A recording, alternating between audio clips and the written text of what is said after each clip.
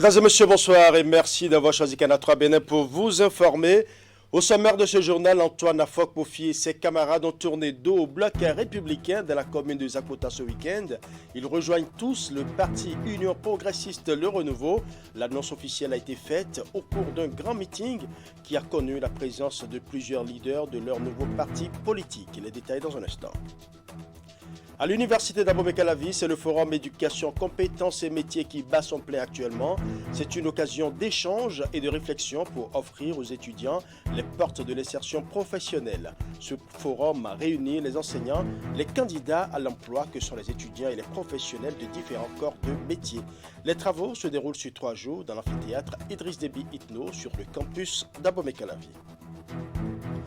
Nous allons également parler de l'atelier de renforcement de capacité des acteurs de l'Atacora, une formation initiée par l'Agence nationale de protection civile pour le compte de ce département.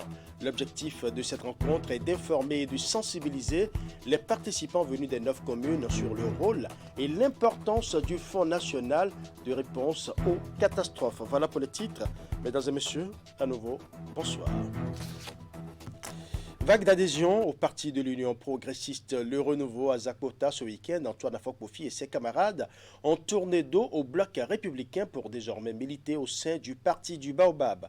L'annonce officielle a été faite au cours d'un grand meeting qui a connu la présence de plusieurs leaders du parti.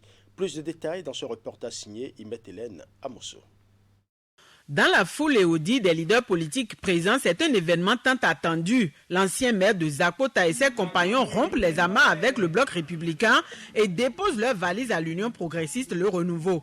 L'annonce officielle a été faite ce dimanche lors d'un géant meeting. Pour Antoine Afok-Pofi, c'est plutôt le retour au bercail d'un enfant prodigue.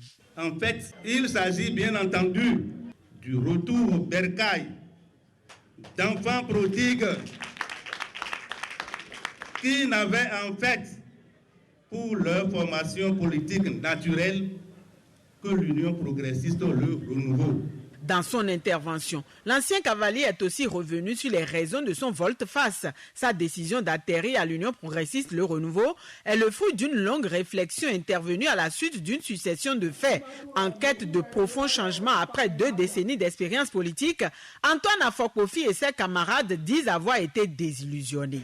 Notre désillusion et notre désenchantement ont pris des formes multiples, les unes aussi chaotiques et perverses que les autres. Nous pouvons citer entre autres le parachutage à l'issue des élections législatives de 2019 d'un député qui a auparavant échoué à toutes les élections communales auxquelles il a pris part, parce que lui-même étant sans ancrage politique réel. L'horizon s'est davantage assombri suite à l'incarcération et au décès de la principale cheville ouvrière du rayonnement, j'allais dire, de ce parti dans notre commune. Je veux nommer notre cher et regretté frère Thomas Akbeva. Nos responsables, le maire et le député, ont brillé par leur absence. Lors des cérémonies de remise de prix aux meilleurs élèves de nos collèges, initiés par le jeune docteur Éric Baroussi, en vue d'immortaliser notre vaillant camarade décédé. Pour les membres de sa nouvelle famille d'accueil, c'est un grand jour et surtout une grande liesse de retrouver un ancien compagnon de lutte. C'est avec enthousiasme et ferveur que nous l'accueillons et je crois que nous allons nous battre pour que l'Union progressiste Le Renouveau soit vraiment le plus grand parti, le parti hégémonique de notre pays. Je me réjouis vraiment que mon ancien compagnon, puisqu'on a toujours travaillé ensemble, il est allé faire l'expérience au bière. Je me réjouis qu'il retourne au bercail. Il faut retenir que l'Union progressiste, Le Renouveau, continue de s'agrandir, continue de s'affirmer.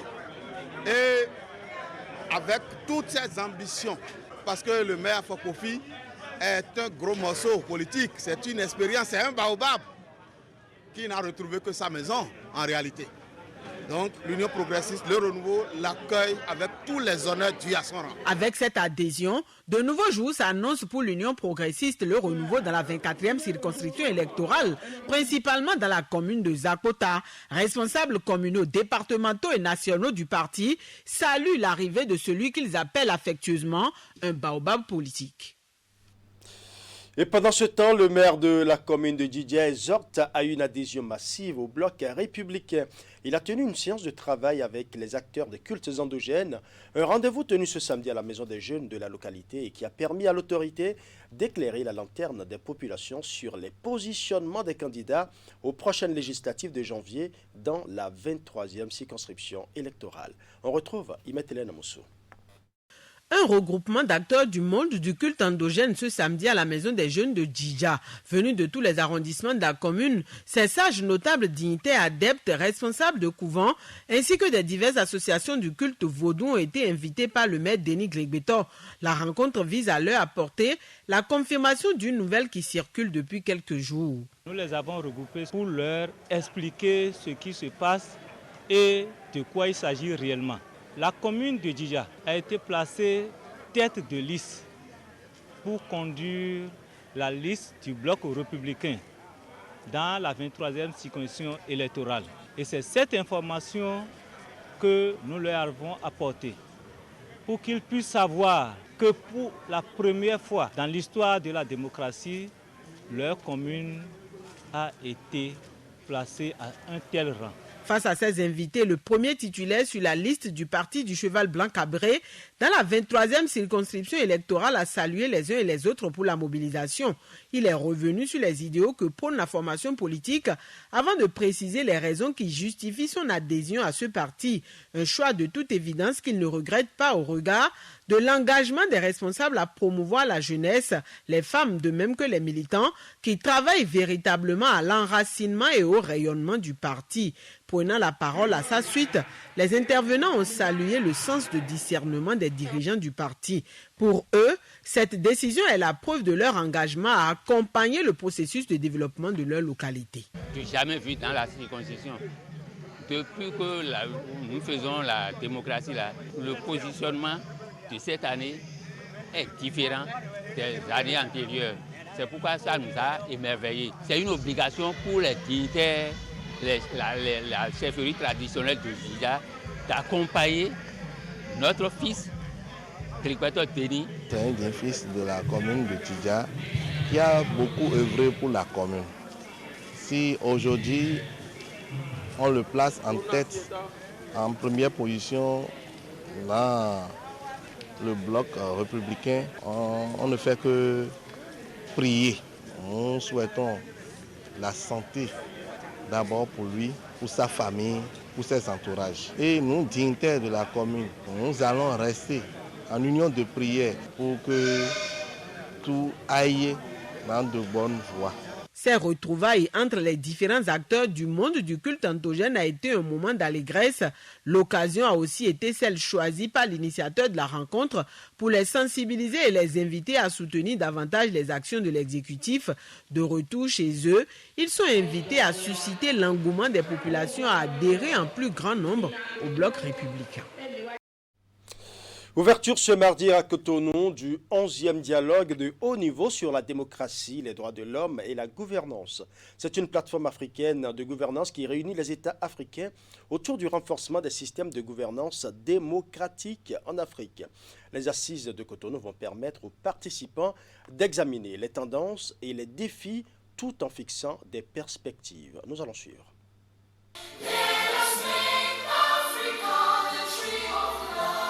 La recrudescence des changements anticonstitutionnels de gouvernement en Afrique est la principale raison de l'organisation de ce 11e dialogue de haut niveau sur la démocratie, les droits de l'homme et la gouvernance en Afrique. La rencontre a lieu au Bénin, après 2 éditions virtuelles et une série de 2 autres travaux préparatoires. Il s'agit de la consultation continentale de la jeunesse et du forum préliminaire sur le genre tenu aussi à Cotonou. Les résultats de ces événements préalables, de ces forums préalables qui ont précédé ce dialogue, sont en effet déterminants dans la construction de nos processus de réflexion vers la réalisation de l'Afrique que nous voulons, qui implique également, cette Afrique que nous voulons, implique également la participation des jeunes et des femmes. L'Afrique que nous voulons n'est pas du tout celle que nous avons actuellement, et celle que nous aurons demain dépend totalement de ce que nous faisons actuellement, en ce compris pendant les présentes assises. Les 11 organes et institutions de l'Union africaine composant la plateforme africaine de gouvernance sont présents à ce dialogue de haut niveau. Le département des affaires politiques, paix et sécurité de la Commission de l'Union africaine était aussi représenté. Le Bénin, pays d'accueil de ces travaux, souhaite de fructueuses résolutions pour lutter contre les changements anticonstitutionnels de gouvernement sur le continent.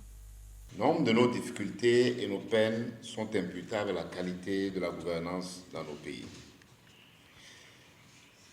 Si celle-ci est vertueuse, elle génère des institutions fortes, crédibles et inclusives qui renforcent la responsabilité des dirigeants vis-à-vis de leur peuple. Par contre, quand elle est vicieuse, elle fait proliférer la gabegie, les conflits et l'instabilité dans les États. La thématique de ce dialogue de haut niveau nous invite donc à produire des réflexions qui nous éloignent de cette gouvernance vicieuse et qui nous amènent à embrasser cette vertueuse.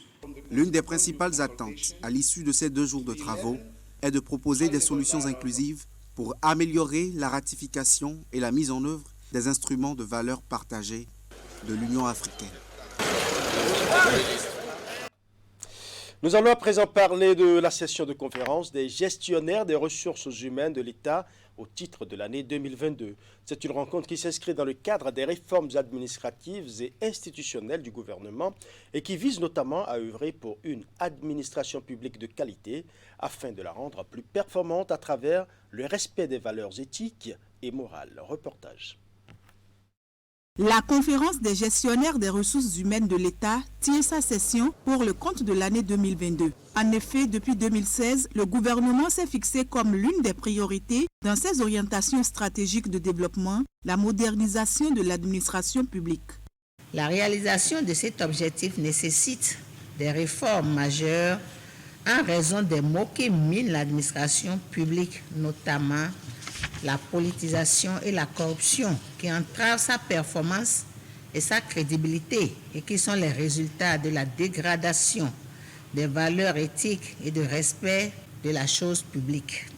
Pour inverser la tendance et lutter contre les comportements peu recommandables observés, il a paru nécessaire de procéder à la relecture du Code des valeurs et d'éthique dans la fonction publique et d'un certain nombre de textes législatifs et réglementaires d'une part et de l'autre, à la conception des outils de modernisation de la gestion des dossiers disciplinaires dans le système intégré de gestion des ressources humaines (SIGRH). Ainsi, dans une démarche de gouvernance concertée, 2 thématiques sont au menu de la session: le code d'éthique et des valeurs de l'administration publique et la gestion des dossiers disciplinaires. La deuxième thématique permettra aux participants de s'approprier les outils conçus pour faciliter la gestion efficace des dossiers disciplinaires et lutter contre l'impunité dans la fonction publique. Ces sujets me paraissent particulièrement dignes d'intérêt en raison des nombreux défis liés aux visions stratégiques de l'avènement dans notre pays d'une administration de qualité. Ainsi, au cours des présentes assises, vous aurez à vous imprégner du contenu du code d'éthique et des valeurs de l'administration publique et de la prise des sanctions disciplinaires dans le SIGRH. Je reste persuadé qu'au terme des travaux, vous serez à même, primo, de mettre en œuvre de façon efficace les dispositions du code d'éthique et des valeurs de l'administration publique, secondo, de déclencher et de conduire une procédure disciplinaire dans la fonction publique béninoise avec efficience dans le SIGRH. La ministre du Travail et de la Fonction publique compte donc sur la contribution de qualité des participants au débat et leur engagement à œuvrer pour l'avènement d'une administration publique républicaine au service de l'intérêt général et respectueuse des valeurs éthiques et morales. L'université d'Abomey-Calavi organise pour 3 jours à compter de ce mercredi 23 novembre 2022 le forum éducation, compétences et métiers. C'est une occasion d'échange et de réflexion pour offrir aux étudiants les portes pour l'insertion professionnelle. Ce forum réunit les enseignants, les candidats à l'emploi que sont les étudiants et les professionnels de différents corps de métiers.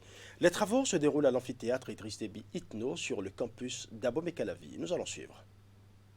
La formation à faible ou nulle employabilité dans les universités publiques du Bénin reste un handicap pour les gouvernants dans la mise en œuvre de leur programme de lutte contre le chômage des jeunes. Une réalité bien connue dans les milieux universitaires au plus haut niveau. Mais depuis quelques années, des initiatives sont prises pour inverser la tendance. C'est le cas du forum Éducation, compétences et métiers, dont les travaux s'ouvrent ce mercredi 23 novembre à l'université d'Abomey-Calavi. L'initiative du présent forum participe donc, comme on peut s'en douter, des actions identifiées par l'équipe rectorale pour impulser une dynamique nouvelle au renforcement de l'employabilité des diplômés de l'université d'Abomey-Calavi. Ainsi, ce forum se veut un cadre de réflexion concerté, de partage d'expériences et de démonstration du potentiel de compétences déjà disponible à l'université d'Abomey-Calavi. Éducation et partenariat pour le développement des compétences, pour l'employabilité des jeunes diplômés de l'enseignement supérieur, c'est le thème de cette première édition du Forum Éducation, compétences et métiers.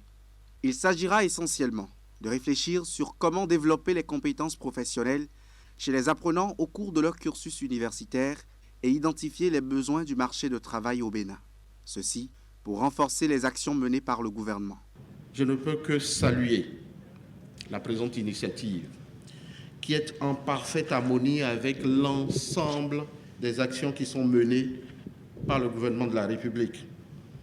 Je voudrais donc à ce titre remercier les organisateurs du présent forum. C'est le tout premier et j'espère qu'il y aura d'autres éditions. Vous remercier pour cette idée lumineuse qui vient à point nommé pour augmenter à long terme, j'allais dire à moyen et long terme, l'employabilité de nos apprenants, mais également à revisiter nos curricula de formation, puisque c'est ce qui nous est demandé. Revoir ce que nous offrons comme formation qui devrait désormais s'aligner avec les besoins du monde professionnel, notamment le secteur privé. Les travaux de cette première édition du Forum Éducation, compétences et métiers seront constitués de communication et panels de discussion. Les acteurs du secteur privé tendent ainsi la main aux universités publiques aux fins de faciliter à leurs apprenants l'insertion dans la vie professionnelle. Nous allons à présent parler des acteurs de la chaîne agricole qui réfléchissent depuis ce mardi sur les stratégies de modernisation de la production locale au Bénin. C'est à la faveur de la conférence des fabricants locaux d'équipements agroalimentaires initiée par la Société nationale de mécanisation agricole Sonama. Les détails dans ce reportage. À cette rencontre, dite conférence des fabricants locaux d'équipements agroalimentaires, se décide le sort des équipements agricoles modernes au Bénin. Massivement mobilisés autour des organisateurs, ces acteurs ambitionnent de trouver des solutions adéquates aux problèmes qui entravent la modernisation et la compétitivité des équipements agricoles de fabrication locale. Pour nos utilisateurs, malgré le très fort potentiel du marché, nous n'avons pas toujours les équipements qui répondent à leurs besoins. Et c'est ça l'essence même de cette conférence. Nous avons mené des études et il en ressort que toutes les parties prenantes sont d'accord pour se mettre ensemble pour faire en sorte que l'on remonte le niveau de la qualité des équipements, des pièces détachées et de tout ce qui peut accompagner ces équipements. Donc, mettre en place un écosystème pour que les équipements de transformation au Bénin finissent par représenter à peu près 80% de la demande. Venus de plusieurs structures agricoles du Bénin, ils sont plus d'une centaine de participants à assister à ce rendez-vous. Les travaux se déroulent autour de 3 tables rondes, respectivement axées sur innovation technologie, accès au financement des fabricants locaux d'équipements agroalimentaires et gestion des unités de production. L'industrie artisanale a connu un développement effréné, dû notamment à l'accroissement de la production agricole locale. Toutefois, les problèmes tels que l'insuffisance de compétences techniques, la non-standardisation des équipements, le manque de pièces de rechange adéquates, ainsi que le manque de manuels techniques constituent, entre autres, les défis majeurs auxquels il faudrait faire face pour révéler le plein potentiel du secteur artisanal de fabrication d'équipements agroalimentaires au Bénin. Ces travaux, qui s'étendent sur 3 jours, seront sanctionnés par l'élaboration d'un plan d'action soutenant la fabrication locale d'équipements agricoles avec un accent sur la modernisation de la production. Nous allons à présent découvrir un chef-d'œuvre typiquement béninois. Il s'agit de la fabrication au Bénin des mobiliers métalliques, lits, armoires de bureau, tables et bien d'autres meubles. C'est le rêve concrétisé d'un béninois spécialisé dans le domaine et qui a officiellement ouvert son atelier au quartier Tchonvi, arrondissement de Ekmer, dans la commune de Semekodji. L'inauguration de l'atelier a eu lieu le week-end écoulé. Allons à la découverte de ce compatriote et sa vision pour le développement de son pays. Bénissons Dieu et demandons-lui de répandre sa bénédiction sur tous ceux qui travailleront dans ce lieu. C'est une première au Bénin, un atelier de menuiserie métallique. Il est ici, dans la commune de Semekodji, arrondissement d'Ekper, précisément dans le quartier Tchonvi. Il est l'œuvre de cet homme, Précieux Koublanou, qui a cru en ses rêves. Avec son équipe, il offre désormais la possibilité aux Béninois d'acquérir sur place des mobiliers métalliques de très grande qualité et à moindre coût. Son atelier dénommé Précieux Services, les mobiliers Gangpo, a été inauguré ce samedi. Les mobiliers Gangpo sont donc des meubles métalliques donc fabriqués à base de métaux. Ce sont des mobiliers robustes, solides, préalablement traités contre la corrosion et peints avec des produits adéquats faisant ressortir leurs éclats. Les mobiliers Gangpo, du fait de leur durabilité, n'ont rien à envier aux mobiliers classiques. Les mobiliers Gangpo, c'est un travail d'orfèvre pour un rapport qualité-prix imbattable. Notre devise, professionnalisme, efficacité, ponctualité. Faites-nous confiance, vous ne serez pas déçus. Pour les amoureux de ce type de mobilier, c'est un soulagement. Plus besoin de recourir au mobilier importé quand on a désormais à portée de main les mêmes mobiliers made in Bénin. C'est un lourd investissement qu'il a fait. Il faut que l'État ait un regard sur ces genres d'entrepreneurs. Parce qu'il faut que l'État les accompagne. Vous voyez les armoires métalliques qui sont là, les armoires à 2 battants, les armoires à 10 clapants. C'est des trucs qu'on achetait, c'est des trucs importés qu'on achetait. Or voilà, lui maintenant, il s'est installé, il est en train de fabriquer sur place ces genres de mobilier. Donc il faudrait que l'État tourne le regard vers lui, l'accompagne pour qu'il puisse aller de l'avant. On a commencé dans l'entretien des bâtiments, le BTP et aujourd'hui Précieux Services a encore une nouvelle filiale dans Mobilier Gangpo. Mobilier Gangpo, nous fabriquons des meubles, des mobiliers métalliques, des tables et bancs scolaires et des étagères. Et notre particularité, nous formons des armoires utilisables dans l'administration.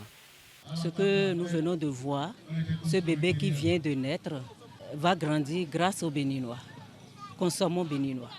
Lits, armoires de bureau et bien d'autres mobiliers sont fabriqués par Précieux Services qui dispose des matériels et du personnel qualifié pour répondre aux commandes aussi bien des administrations que des simples citoyens. Dans un tout autre registre, la campagne nationale d'information de l'opinion publique sur les violences faites aux femmes et aux filles démarre vendredi prochain. Une campagne qui va se dérouler du 25 novembre au 10 décembre prochain sur l'ensemble du territoire national. Elle est baptisée 16 jours d'activisme contre les violences basées sur le genre. Nous allons suivre ici les objectifs de cette campagne d'activisme et les programmes détaillés des activités avec la Direction générale des affaires sociales et l'Institut national de la femme. Suivant. Cette campagne permettra donc d'informer très largement et en utilisant tous les canaux disponibles les populations sur les conséquences sociales, économiques et sanitaires des violences basées sur le genre, sur les victimes elles-mêmes, les familles, les communautés et l'État, ainsi que sur les dispositions légales, réglementaires et les mécanismes et procédures mis en œuvre à cet effet.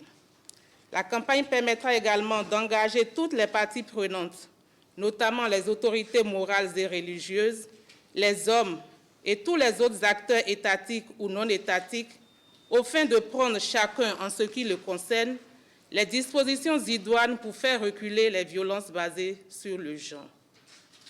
La campagne servira également de creuset pour dénoncer tout comportement, toute tendance, tout silence qui encourage les contrevenants et qui annihile les actions mises en œuvre dans le cadre de la lutte contre les violences basées sur le genre.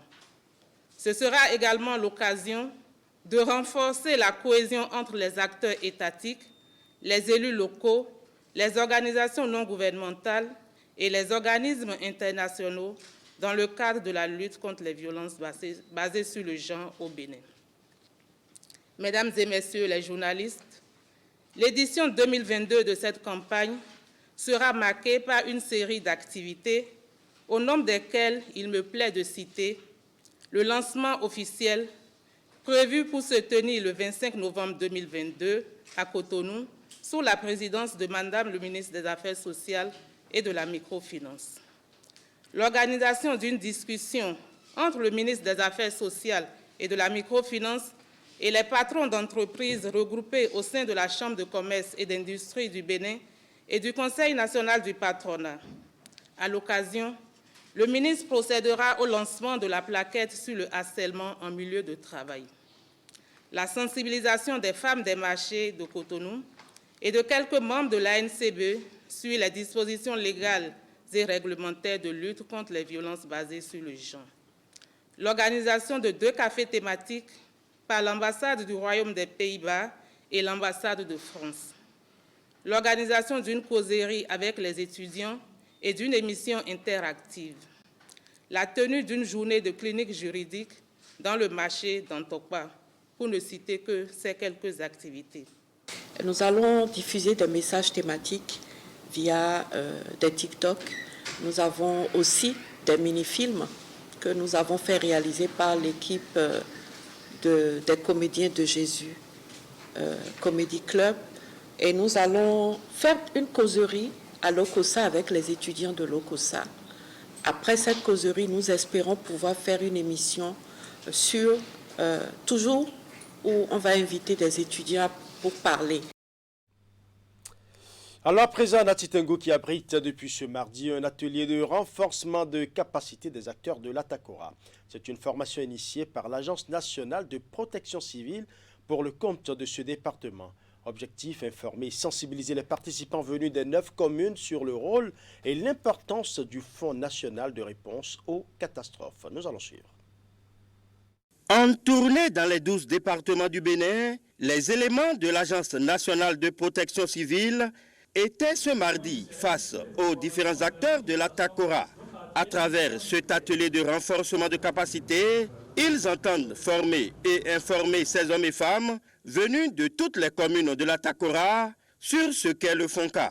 La vocation du FONCAT est de contribuer à la réponse du gouvernement aux catastrophes naturelles et aux épidémies en mettant directement des ressources financières à la disposition des communes et des ONG humanitaires préalablement accréditées par les instances spécialisées du FONCAT.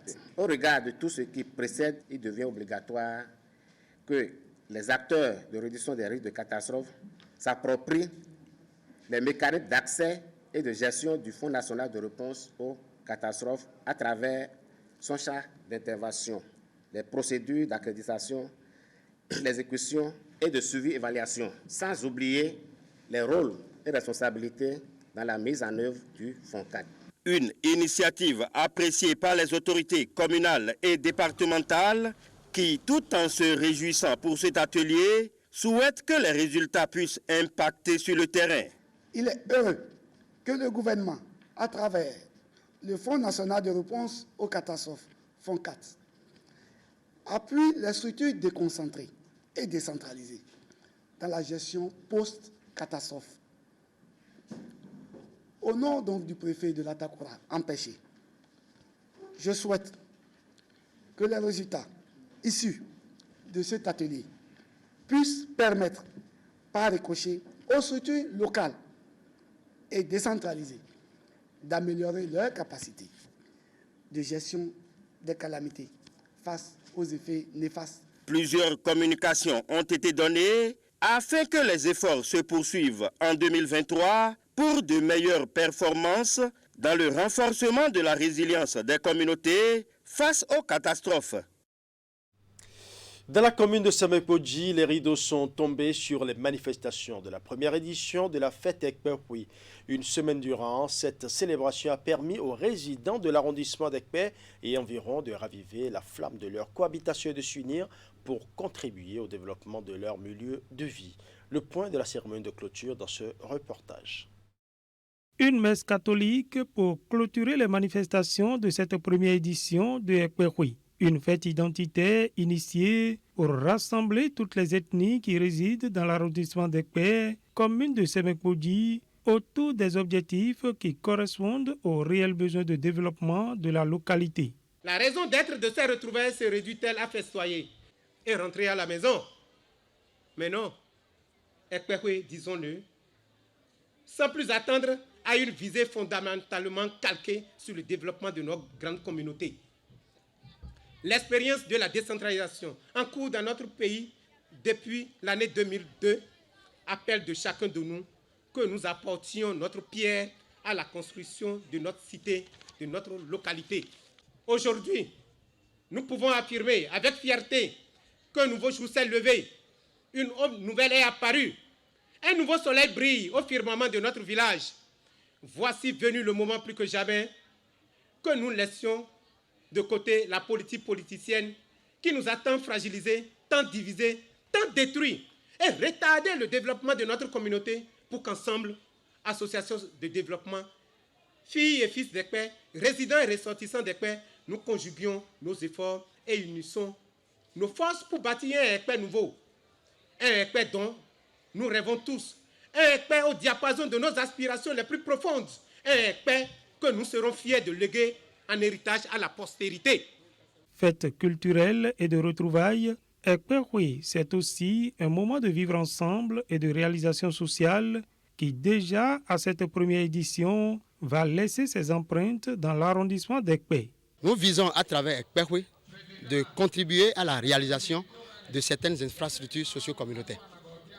Et par cette première édition, l'objectif est bien clair. Nous allons ériger un module de 2 classes, de 2 salles de classe au CEG Ekpeh. Ce module sera conçu pour abriter un R+2.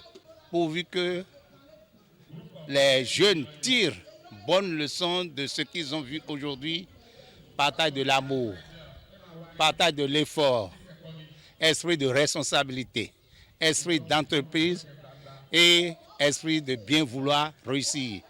S'ils peuvent garder ces leçons et ces enseignements, je crois que Ekpeh a à l'avenir radieux. Après prières et discours, place au moment le plus attendu. Fils et filles d'Ekpeh se sont retrouvés autour de tables bien garnies pour des moments de partage et de convivialité et se sont donné rendez-vous en 2023 pour la 2e édition d'Ekpeh-Hui. Voilà, ce sera tout pour ce journal. Merci pour votre aimable attention. Bonne soirée chez vous.